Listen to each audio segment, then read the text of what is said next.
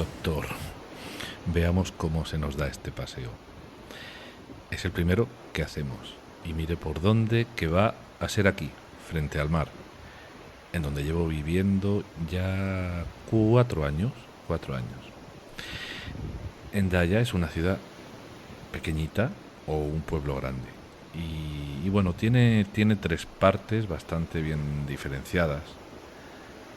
Está Hendaya Playa, que es esta zona, está Hendaya Centro, que es la parte antigua, y está lo que aquí llaman los Altos de Hendaya, que es una extensión del centro y que por supuesto está en alto, ¿no? Y bueno, ir andando del centro a las viviendas de los Altos de Hendaya, a pesar de que está cerca, está todo unido, pues te deja hecho polvo, ¿no? Porque bueno, está como sobre unas colinas, ¿no? Y bueno, al menos a mí con estas rodillas tan malas que tengo, me cuesta mucho. Lo he hecho una vez o dos y he terminado muy mal. Para usted tampoco será fácil subir a los altos, pero bueno, también dependerá de qué edad tenga usted. Si tiene mi edad, subiría a los altos en un santiamén, sin inmutarse. Pero si lo imagino con 70 y algunos años, ya tendrá su prótesis puesta y bueno, estaríamos a la par.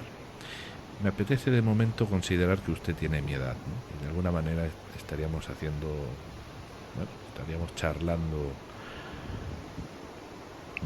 charlando dos personas con la misma edad, aunque seamos de tiempos diferentes. Llevaba muchos meses pensando en que diéramos un paseo, o varios paseos, ¿no? Y en concreto uno por esta playa. Cuando estoy en Hendaya suelo venir poco. Cuando no estoy con la familia o trabajando y estoy en casa en Hendaya, suelo venir poco a la playa. No vivo muy lejos, ¿no? Pero me gustaría venir más. Simplemente observe qué maravilla, ¿no? Lo que tenemos aquí enfrente. No sé, debería venir más, pero lo que vamos a hacer es una cosa, vamos a levantarnos y vamos a andar. Venga. Mire qué desastre soy, que se me ve la sombra y estoy seguro que se me verá en más ocasiones. Mira, aquello de allí es España, aquello que ve allí es España. Ahora le explico un poquito.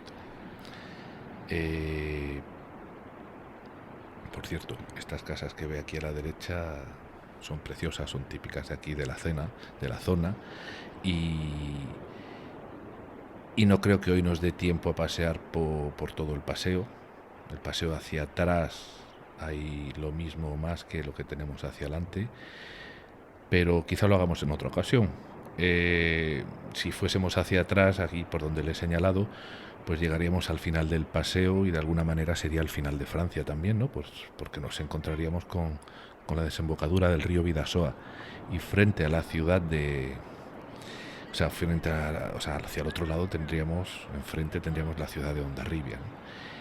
Y le digo una cosa, si quiere comer bien y pasarlo bien comiendo, mejor ir al lado español, porque hay cosas muy, muy ricas. Aquí se come bien, ojo, estamos en Francia, pero bueno, se come de otra manera en el otro lado. Quizás es que, bueno, el país de uno es el país de uno. Bueno, ¿qué le estaba contando? Le estaba contando que no vivo muy lejos de la playa. Vivo en coche a unos 7 minutos. Yo vivo más cerca de la frontera, por carretera de España, y entonces en el coche en 7 minutos estoy aquí. Me monto en el coche, subo por los altos, luego bajo un poquito, atravieso el centro y llego a la playa. Es cierto que en verano es muy complicado aparcar, pero el resto del año es mucho más fácil. Si la marea está alta ando por el paseo, pero si está baja, pues suelo ir a la playa. Mucha gente pasea por la playa, aunque no crea que que hay gente que todavía con la marea alta se aventura, ¿no? Y ya no le digo los surfistas, que esos sí van preparados, me refiero, bueno, a transeúntes o a bañistas un poquito atrevidos. Lo que sí hay mucho en esta playa, como supongo que muchas otras, son personas con movilidad reducida, ¿no? O bastante reducida. A mí me da por rachas venir. A veces vengo por las tardes, pues porque alargo el día demasiado en casa sin salir y me digo, venga, que se va el sol, ve a la playa y date un paseo, que es una maravilla tener esto cerca. Y bueno, pues al final me vengo para acá por la tarde, ya casi anocheciendo, pero otras veces me da por levantarme muy temprano y estar aquí a las 7 de la tarde, o sea, de la mañana. Y bueno, hay un señor que no puede andar, que siempre que vengo a estas horas de la mañana, bueno, pues este señor está montado como en un triciclo, bueno, un triciclo adaptado en el que, porque no puede mover las piernas, se ve que es parapléjico, y el triciclo pues tiene los pedales, ¿no? El sistema de pedales y cadena pues lo tiene a la altura del pecho, ¿no? Entonces con las manos pedalea. Y bueno, es un hombre que de cintura, mire, le estoy enseñando aquí un poquito de la parte de atrás, aquello, como le he dicho, sería la desembocadura del Bidasoa, pero bueno, vamos a seguir un poquito para adelante, que tenemos todavía un camino que hacer. Y el señor de cintura para abajo pues no tiene musculatura, pero sin embargo, ostras, de cintura hacia arriba tiene un torso y unos brazos dignos de los de usted cuando hacía aquellos levantamientos de pesas, ¿no? Y a quien he visto también varias veces es a un señor en la arena haciendo ejercicios con el lado izquierdo del cuerpo. Además, ejercicios muy estereotipados, rítmicos y siempre en la misma secuencia. Pero pasa ratos, pasa ratos. No se cansa, no sé, parece que tiene un tesón, ¿no? Envidiable. Levanta la pierna izquierda y da una patada y hace series como de 10 y luego levanta el brazo izquierdo, descansa unos 5 segundos y vuelve a hacerlo. Yo lo he estado observando varias veces, pero cuando llevo 10 minutos, pues bueno, me canso y sigo mi camino, ¿no? Y he pensado que quizás estará rehabilitando de algún ictus, ¿no? Porque ese ejercicio tampoco corresponde a ninguna pauta completa, ¿no? De ejercicio, solamente hace eso y siempre eso, ¿no? Y además siempre con el mismo lado, muy, muy curioso. Pues sí, doctor Sachs, he pensado que usted hoy tiene mi edad. Me apetece estar paseando con alguien de mi edad, quizá para romper el hielo, ¿no? De ese respeto que le tengo. No porque usted lo imponga, pues discúlpeme, en sus fotos ya de mayor y en sus conferencias, bueno, pues con esos chistes que cuenta y esas zapatillas de deporte conjuntadas o no, a veces con sus pantalones de vestir, incluso dando conferencias, bueno, pues mucho respeto por su apariencia no destila, discúlpeme, pero claro, ya sabemos que lo que importa reside en otra dimensión, ¿no? Así que eso, que en este paseo usted tiene, venga, 50 años y bueno, si tiene 50 años y me pongo a hacer cuentas, usted publicó hará 10 años Despertares y el año que viene publicará Con una sola pierna. Bueno, y este ejercicio está bien para situarme, ¿no?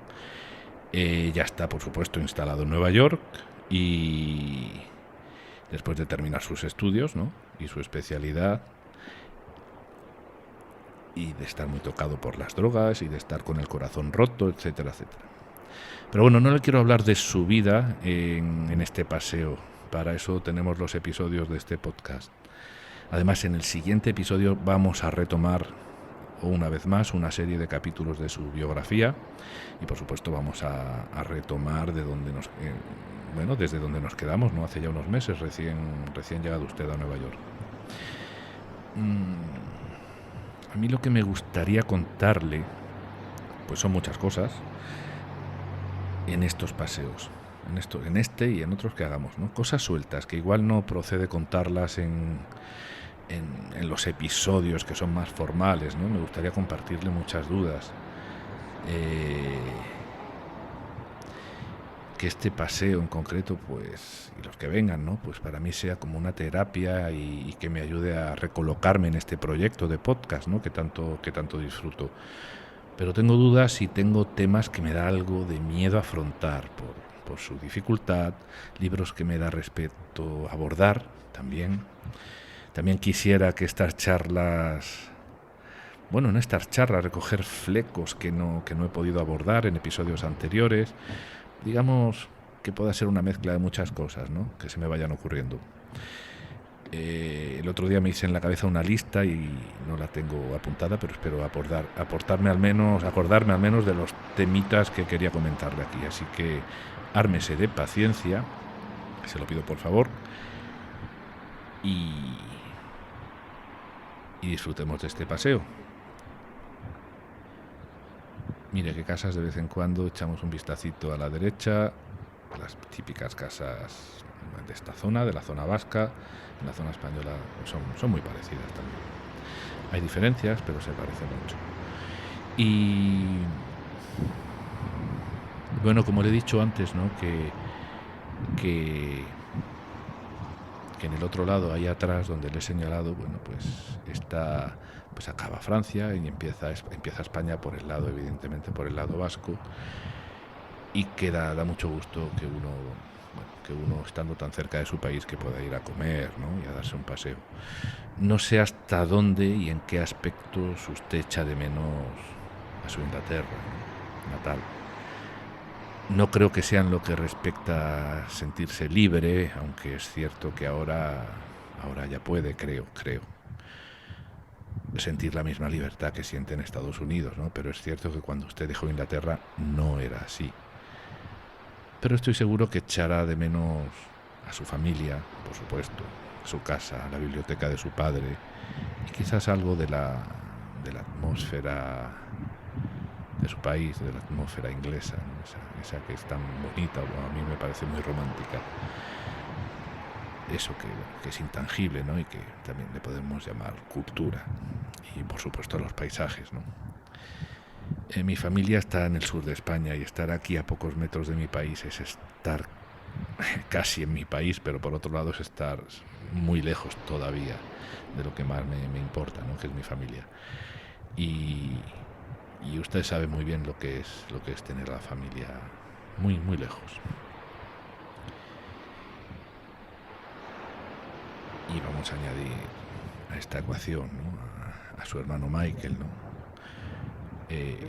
Ya nos ha hablado usted varias veces. Vamos a desviarnos un momentito hacia la derecha y echamos un vistacillo hacia todo lo que tenemos detrás. Y nos vamos a desviar hacia la derecha porque le quiero enseñar una cosita. Y luego ya entraremos en la playa con más calma y daremos un paseo. Venga. Vamos para adelante, hay que ver lo que se me ve. Las sombras, y es que no puedo controlar. Grabar, observar el sol, no puedo controlarlo todo. Vamos a seguir por esta zona. Lo que quería decirle es que estaba su hermano Michael, ¿no? ¿Verdad? Con su problema, que ya nos ha contado, con su esquizofrenia.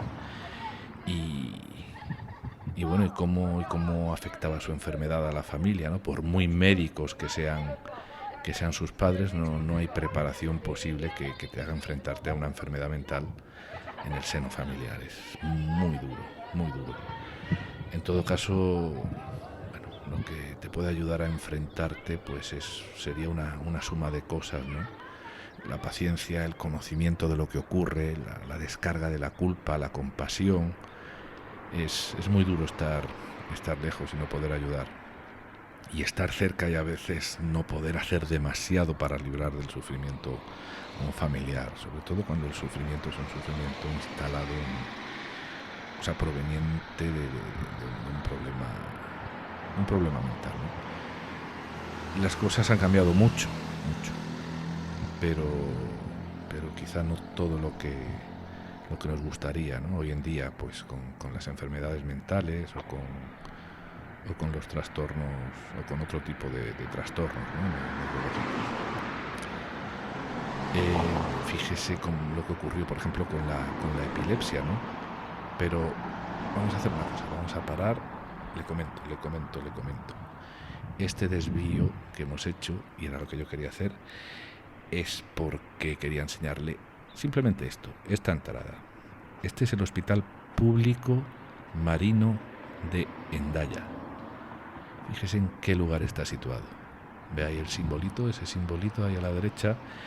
Es que, bueno, este hospital público pertenece al grupo de hospitales de París. Y lo he mirado en internet y es el primer centro hospitalario universitario en Europa, internacionalmente reconocido. No sé lo que esto significa, pero bueno, suena muy bien. Vamos a seguir para abajo, hacia la playa. Pero fíjese, toda esta parcela ocupa muchísimos metros cuadrados. Ocupa toda esta parcela hacia abajo y hacia el fondo, a la entrada, pues llega casi hasta el final de la playa, que es donde verá esas dos rocas que hay al fondo, que hemos visto hace un momentito conforme andábamos, y que, bueno, seguramente veamos en algún momento, ¿no?, si vamos hacia la derecha. Aunque vamos a entrar y enseguida vamos a ir otra vez hacia la izquierda, no vamos a ir hacia las rocas que hay al fondo de la playa. O sea, vamos a entrar en la playa ahora y vamos a ir hacia, otra vez, dirección hacia España, ¿no?, por donde hemos venido, pero por el lado de la playa. A mí me gustaría preguntarle que... fíjese, esto, vamos a acercarnos. Esto es un parking específico para gente con movilidad reducida, fíjese, Handiplage. Pues supongo que vendrán aquí las furgonetas con gente con movilidad reducida, con cualquier tipo de problema, evidentemente, y tienen ahí su parking asegurado, seguramente muchos con sillas de ruedas, y nada, a pasearlos por la playa.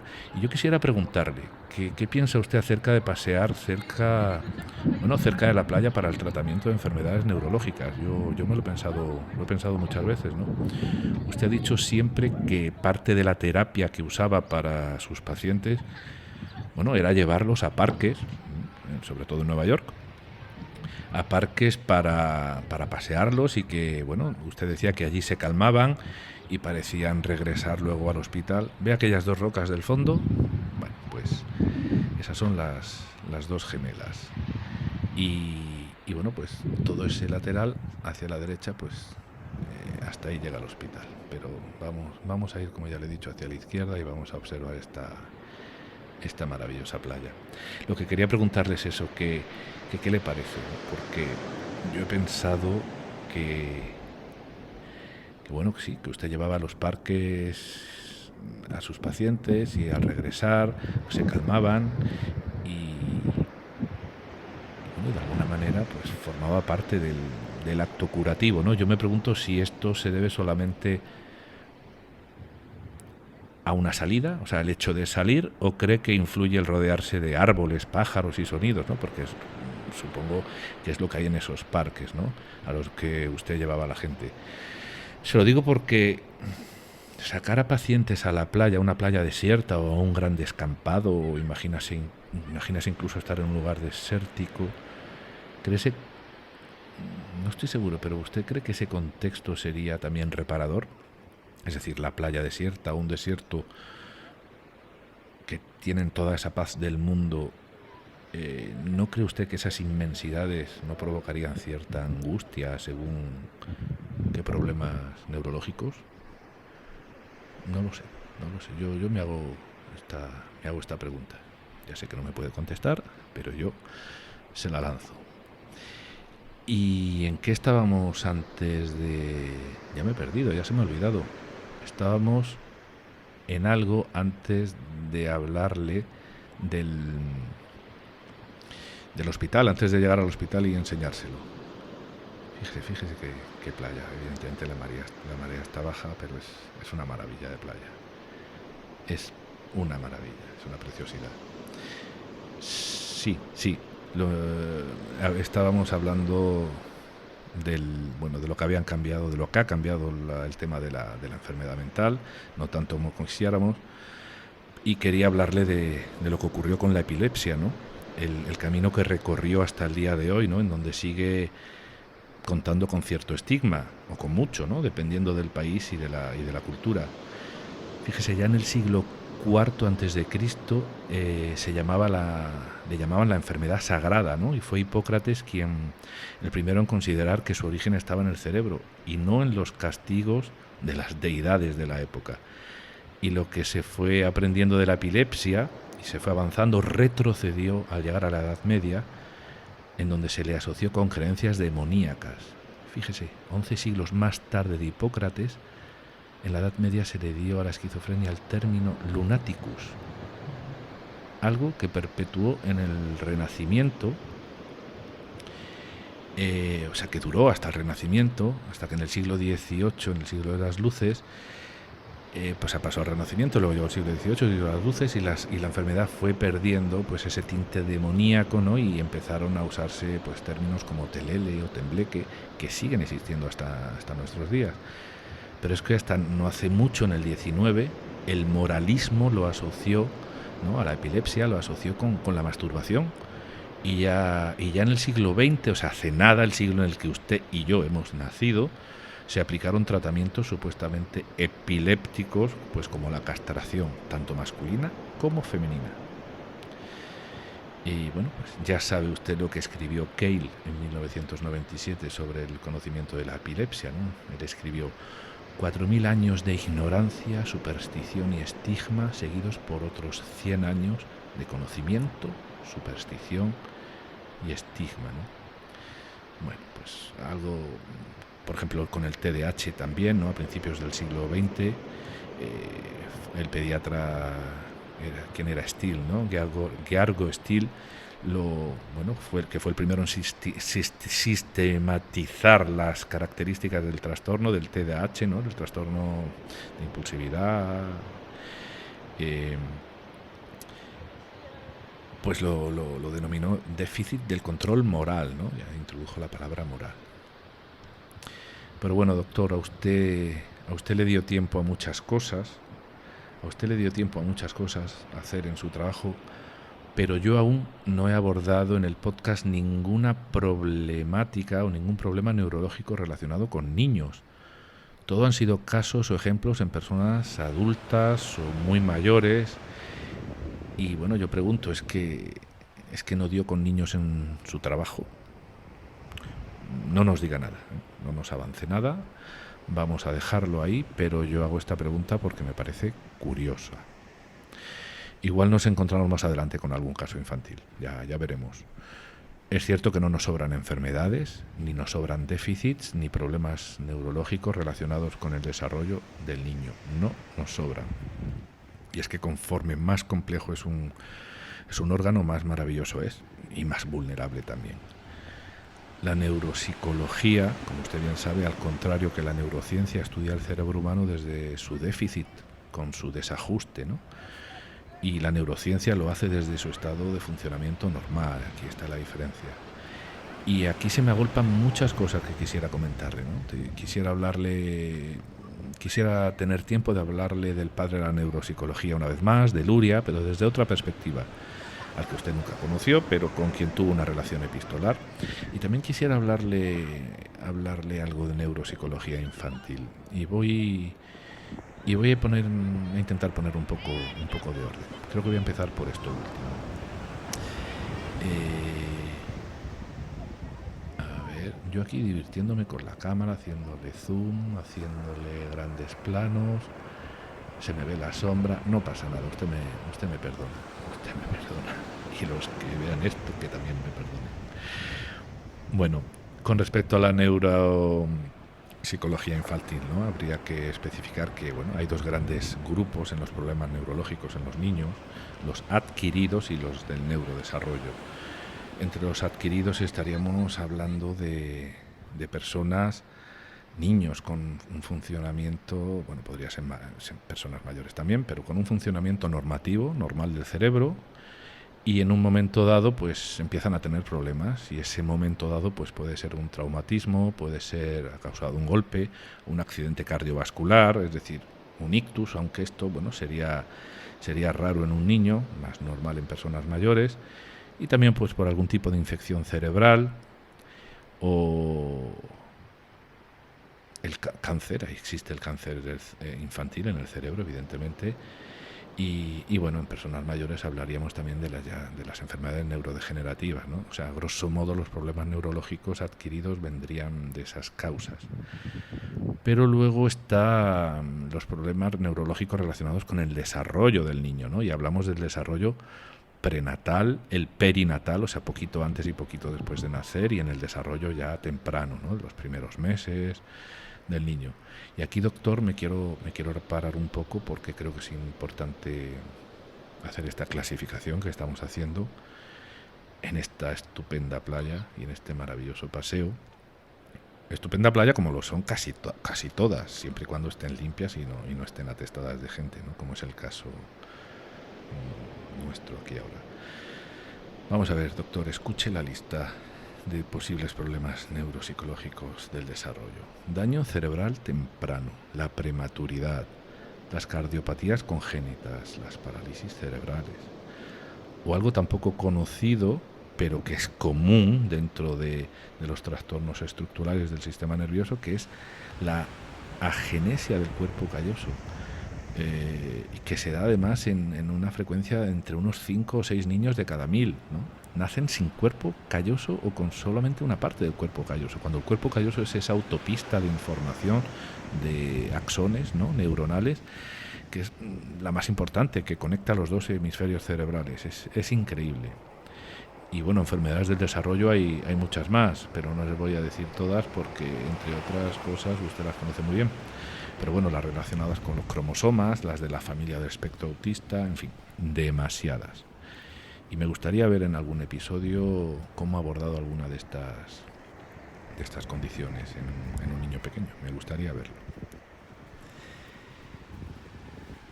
Doctor, yo le quiero hacer una pregunta. ¿Cómo se vive una vida dedicada al dolor de los demás?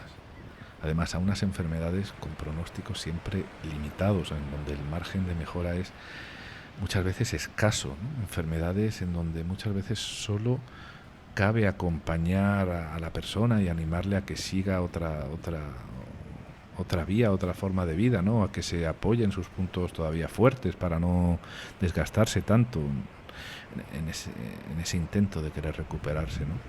Como cuando usted le dijo al doctor P que se rodeara de música, ¿no?, y que hiciera de su vida todo música, ¿no?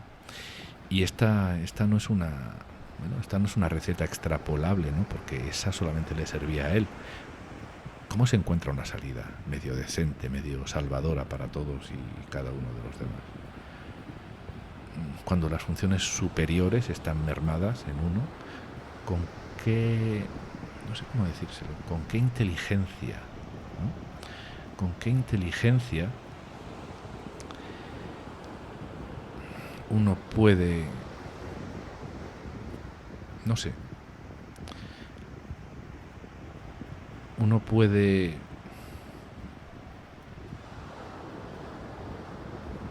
encontrar una salida, ¿no? Quisiera preguntarle cuál es ese resorte mental, ¿no? Estoy dándole vueltas. ¿Cuál es esa compuerta de la mente, ¿no?, por simplificarlo mucho, que separa, se me ven hasta los pies, esto es increíble, que separa en un médico como usted el sufrimiento causado por alguien fuera del ámbito familiar, ¿no?, como el causado por alguien de la familia? A ver si me explico. ¿Cómo un médico separa el sufrimiento, ¿vale?, que proviene de fuera del ámbito familiar, de sus pacientes, de aquel que proviene del sufrimiento de alguien de la familia, ¿no? ¿Cómo se puede estar tratando la demencia o la catatonia o las agnosias o las afasias, ¿no?, de ciertos pacientes, manteniendo a raya lo que a usted esto le pueda suponer, y sin embargo llegar a su casa después del trabajo y encontrarse con una carta de sus padres, ¿no?, con noticias por ejemplo, de las fuertes crisis de su hermano Michael, y que a usted pues inmediatamente le invada el terror, ¿no? ¿Cómo se operativizan estos dos ejemplos para poder manejarlos y explicarlos y entenderlos, ¿no? No no sé, la compasión hacia los extraños nos hace acercarnos a ellos y abrazarlos en su dolor con un sufrimiento que es aguantable. Pero cuando algo así ocurre a un familiar, ¿de dónde viene tanto dolor? Y se lo pregunto a usted, que es médico y que conoce los mecanismos del dolor, ¿no? Y que conoce la enfermedad y que tantas veces la ha visto y la ha escrito. Bueno, yo quisiera hablarle un poco de Luria, volviendo a los niños. Quizás ese fue el aporte más importante de Luria, ¿no?, a la neuropsicología, y no solo de él, sino también de Vygotsky, ¿no?, su maestro, el darse cuenta de que no solo la parte fisiológica del daño era importante, sino que también lo era su entorno social, sobre todo en la escuela. Y también vio muy claro Luria que el tratamiento infantil debía centrarse, el tratamiento de la enfermedad infantil neuropsicológica debía centrarse tanto en los déficits, o sea, en el problema, como en las habilidades que todavía estaban conservadas, ¿no? Por cierto, supongo que conoce la historia de Luria mejor que yo, y aunque no tiene nada que ver con la enfermedad, creo que estaría bien recordarla aquí y así bajamos un poco la carga emocional, si le parece bien. Y es esta, ¿no? Y le hago esta pequeña introducción. Usted sabe que el constructivismo de Piaget no era tan distinto del de Vygotsky, ¿no? En un principio pareciera que hay mucha diferencia entre ellos, y es que siempre hay un sesgo en pos de las diferencias cuando dos gigantes coinciden en el tiempo, ¿no? Y nos encanta enfrentarlos. Mire a Chomsky con Skinner, ¿no? O, no sé, a Madonna con Lady Gaga también. Da igual, donde mire siempre habrá dos dioses o dos diosas enfrentados. Pero bueno, dejando atrás el concepto... Bueno, no dejando atrás, se lo comento, ¿no?, el concepto del egocentrismo del niño. Sí, aparte de este concepto, lo que quería decir del egocentrismo en el niño de Piaget y en Vygotsky, ahí sí que tenían perspectivas distintas, ¿no? Pero por lo demás no había tanta diferencia entre ellos, si nos fijamos. Para Piaget, el niño pequeño tiene un lenguaje egocéntrico, el punto de vista del mundo es el suyo, y con el paso del tiempo sale de ahí hacia lo social, ¿no? Pero para Vygotsky no era así. Para él el niño pasa del lenguaje social al interno a través del egocentrismo, que le servirá para crear el pensamiento lógico. Y bueno, ya está aquí lo social al principio de todo, ¿no?, en Vygotsky. Bueno, pues para Luria, ahí se me ve. Para Luria, que era su discípulo, Luria tuvo, bueno, bajo la dirección de Vygotsky, tuvieron la idea de estudiar el ambiente social en la Unión Soviética. Esta es la historia que le quería contar. Que, bueno, que en aquella época se estaba reordenando e intentando hacer el tránsito de lo medieval o de lo casi medieval a la modernidad occidental, ¿no? E hizo un estudio. El estudio consistía en ver cómo el ambiente social no solo determina los contenidos manejados, sino también los procesos psicológicos subyacentes. Y cuando se dice contenidos manejados nos referimos, entre otras cosas, a los términos y al vocabulario que se usa, ¿no? Bueno, pues se fue Luria a la zona de Uzbekistán, sí, ahí fue, y bueno, pudo observar aquellos pueblos que aún estaban por modernizar, a los que andaban en medio a hacerlo, ¿no?, y los que ya habían recibido esa modernización, que básicamente consistía en una educación formal a través de la alfabetización, conocimientos de economía y, bueno, culturilla general, ¿no? Y bueno, pues las personas que aún no se habían sometido a esa educación, según los resultados de los estudios, resulta que resolvían los problemas que se les ponía aferrándose a las situaciones prácticas de su vida. Y eran incapaces de generalizar e incapaces de usar categorías conceptuales y discriminantes. Y le voy a poner un ejemplo. Mire, vamos a ir otra vez para la zona seca, vamos a subir las escaleras. El ejemplo que le decía es que, o que se le puso uno de los que de los, digamos, ejercicios o de pruebas que se le pasaba a esta gente, era decirles que por ejemplo, que con la sierra, ¿no?, la sierra de cortar troncos, y otros elementos formasen un grupo, ¿no?, formasen categorías, algo así como, la sierra va con qué otra cosa. A ver, que me agarre yo un poquito aquí, que no está la rodilla como para subir sin poner atención. Venga. Bueno, pues sí, la cosa sería algo así como, la sierra va con qué otra cosa. Esa sería la pregunta. Y bueno, entre las opciones, pues había herramientas y había todo lo que hubiese disponible. Bueno, pues estas personas lo que hacían era que elegían un árbol. O sea, la sierra iba con el árbol. ¿Se imagina? Vamos a sentarnos un poquito y vamos a relajarnos, ¿vale? Observe qué maravilla. Y vamos a quedarnos aquí observando las dos gemelas, que son esas dos piedrecitas o piedrotas de ahí del fondo. Bueno, pues esta gente lo que hacía era que formaba grupos con sierra y el elemento que metía en el grupo con sierra era el árbol. Y esto no está mal, tiene su lógica, porque, bueno, la sierra corta el árbol, pero no eran capaces de crear supracategorías, o sea, categorías a otro nivel, ¿no? Es decir, las categorías más allá de lo que experimentan en el uso cotidiano, ¿no? Las personas que habían estudiado, sin embargo, sí eran capaces de crear estas categorías, ¿no? Y las personas que estaban en proceso de conversión, bueno, pues a veces, si era muy complicado el ejemplo, se apoyaban en lo cotidiano, y si no era tan complicado, como ya habían estudiado un poco, eran capaces de categorizar de una manera más abstracta, ¿no? Y bueno, pues era curioso, ¿no? Y bueno, pues Luria no se libró tampoco de críticas, nadie se libra de críticas cuando hace un estudio, porque le dijeron que, bueno, que fue un estudio muy etnopsicológico, etnocéntrico, porque la forma del pensamiento occidental tenía que ser superior entre comillas, del medieval, etcétera, etcétera, ¿no? Pero es cierto que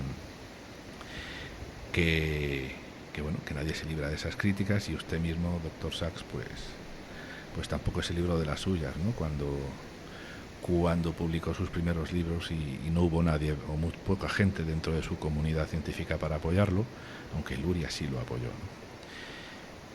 Bueno, pues volviendo al tema, cuantas más categorías sepamos capaces de crear, pues más desarrollado está el pensamiento abstracto, ¿no? Me ha ocurrido a mí en el trabajo tener que explicarles a alumnos, y me ha ocurrido mucho en África porque hay muy poca educación formal. Por ejemplo, cuando les he tenido que explicar qué es la tensión de vapor de un líquido, pues no puedo usar palabras técnicas, sino tengo que ponerme casi que a hacer un cocido en una olla a presión y otro en una olla abierta para que vean la diferencia, ¿no? Es complicado.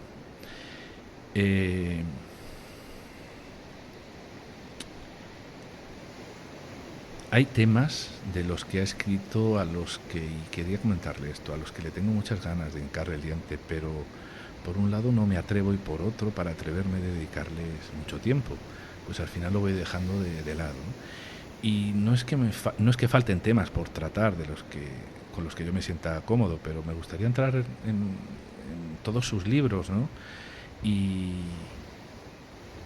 bueno, no sé, por ejemplo, hace unas semanas me propuse hacer un episodio sobre su diario de Oaxaca, y me dije, venga, ponte con el prólogo, estúdialo, haz un episodio para ir abriendo boca, con ese viaje a México para ver helechos, y resulta que el prólogo es cortísimo. O sea, ha hecho un prólogo usted de 2 o 3 hojas, y esto no me da para hacer un episodio, así que me desanimé y dije, para otra ocasión.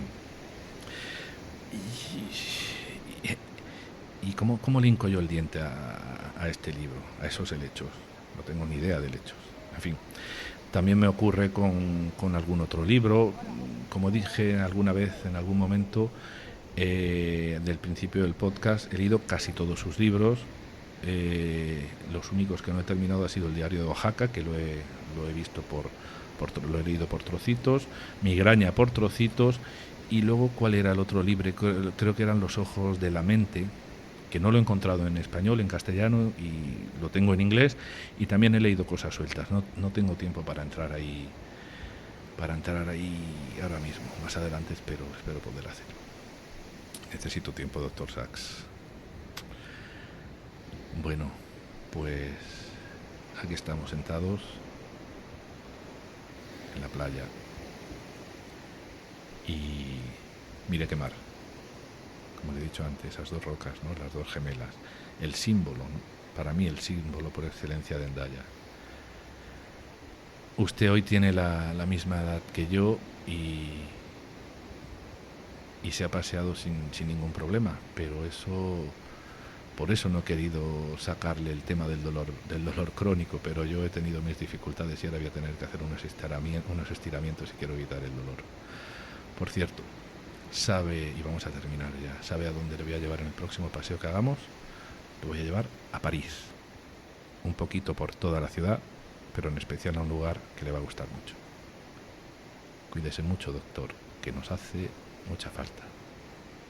Hasta el próximo paseo.